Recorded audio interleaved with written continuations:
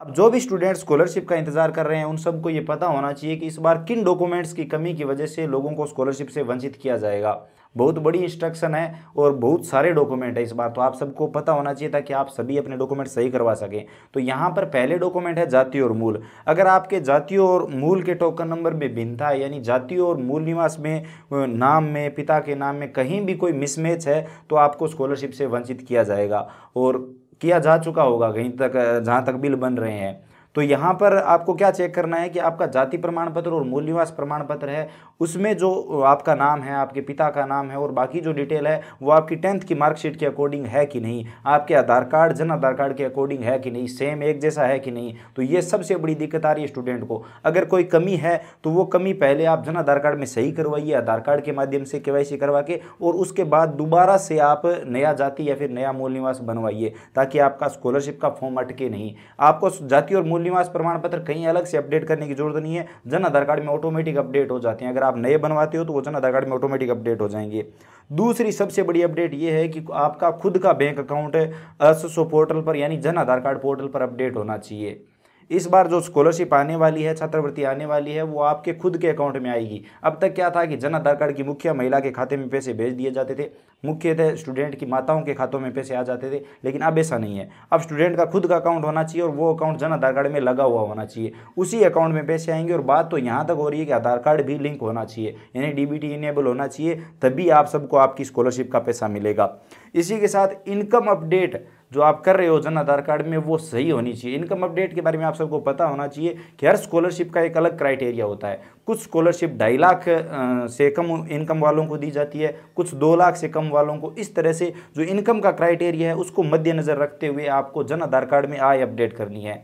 और यहाँ पर आय में भी शर्त है, हमेशा हम 1 पेज वाला वो स्कॉलरशिप वाला आय प्रमाण पत्र लगाते हैं, लेकिन अब ऐसा नहीं होगा। अब आपको वो जो 4-5 पेज वाला आय प्रमाण पत्र आता है जिसमें वकील की नोटेरी और 2-3 अधिकारियों के हस्ताक्षर, वो सब कुछ चाहिए होगा। और वो आय प्रमाण पत्र आप तैयार करवा के जब जन आधार कार्ड में अपनी आय बताएंगे कि हमारे परिवार के इस सदस्य की साल की इतनी इनकम है, वो सही से अपडेट करेंगे और आपके पूरे परिवार की आय सही से जब अपडेट होगी तभी आपको स्कॉलरशिप दी जाएगी। हालांकि ये दिक्कतें पहले आ रही थी, फॉर्म नहीं भरे जा रहे थे। अब कुछ स्टूडेंट निश्चित हो चुके हैं कि हमारा फॉर्म भरा गया है तो हमें स्कॉलरशिप मिल जाएगी। क्लियर उस टाइम भी इंस्ट्रक्शन थी कि अगर डॉक्यूमेंट में कमी होगी तो फॉर्म रिजेक्ट भी किया जा सकता है या फिर स्कॉलरशिप रोकी जा सकती है। उस टाइम फॉर्म इसलिए भरे गए थे ताकि स्टूडेंट वंचित ना रहे। वहां पर कहा गया था कि अभी डॉक्यूमेंट में चाहे जो भी कमी है आप एक बार फॉर्म सबमिट कर दो, लेकिन बाद में वो सभी कमियां सुधार करवानी होगी। बाद में अगर कोई कमी मिली तो स्कॉलरशिप से वंचित किया जाएगा, तो फिर फॉर्म भरने का मतलब क्या है। तो आप सबको अपनी कमियों को तो सुधार करवाना ही होगा। तो ये हो गया। अगली जो दिक्कत है वो है 10th की मार्कशीट की। जब फॉर्म भरे जा रहे थे तो बहुत सारे स्टूडेंटों की 10th की मार्कशीट वेरीफाई नहीं हो रही थी। तो इसका समाधान ये रखा गया कि एक बार आप मैन्युअली मार्कशीट अपलोड कर दीजिए और उसके बाद आप 10th की मार्कशीट को वेरीफाई करिए। मतलब आपका जो डेटा है वो सभी एक जैसा करिए, जन आधार कार्ड में, आधार कार्ड में, जाति मूल में, नाम, पिता का नाम, माता का नाम, जो भी है वो सब एक जैसा होना चाहिए। अगर कहीं भी मिसमैच है तो आपको दिक्कत आएगी। और 10th की मार्कशीट जब तक वेरीफाई नहीं होगी तब तक आपको वो वैलिड नहीं मानी जाएगी और आपका स्कॉलरशिप का फॉर्म भी शायद आगे नहीं बढ़ेगा। इसी के साथ एक मोस्ट इंपॉर्टेंट बात, बहुत सारे स्टूडेंट कह रहे हैं कि हमें आधी स्कॉलरशिप दे दी गई है लेकिन फॉर्म की कमी की वजह से हमारी आधी स्कॉलरशिप रोक ली गई है। तो ऐसा नहीं होता। अगर आपको आधी स्कॉलरशिप मिली है तो 100% आपको पूरी स्कॉलरशिप मिलेगी।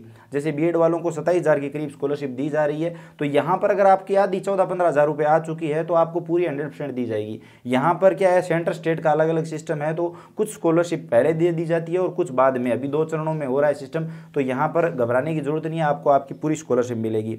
खुशखबरी ये भी है कि नया सत्र शुरू हो चुका है, बजट लागू हो चुका है, तो पिछले साल के जो भी स्टूडेंट बकाया है उन सबको अब स्कॉलरशिप मिल जाएगी। तो आप अपने फॉर्म का ध्यान रखिए और फॉर्म को चेक करते रहिए। अगर फॉर्म में सेंडबैक नहीं भी है तो मैंने अभी जो कमियां बताई उनमें सुधार जरूर करवाइए। जैसे जैसे आप ऑनलाइन सुधार करवाएंगे, जैसे जाति और मूल अगर आपने बनवा लिए नए नाम के साथ, सही नाम के साथ, तो वो ऑटोमेटिक स्कॉलरशिप यानी छात्रवृत्ति के फॉर्म में अपडेट हो जाएंगे। ऑटोमेटिक उस पोर्टल पर अपडेट होते हैं, आपको कहीं भी पहले की तरह अलग से अपडेट करवाने की जरूरत नहीं है। जैसे अगर आपने अपना खाता जन आधार कार्ड में एक बार अपडेट करवा लिया तो उसके बाद आपको छात्रवृत्ति के फॉर्म में अलग से अपडेट करवाने की जरूरत नहीं है। हालांकि अभी वहां पर आपकी बैंक डायरी मांगी जा रही है लेकिन ऑटोमेटिक अपडेट होता है।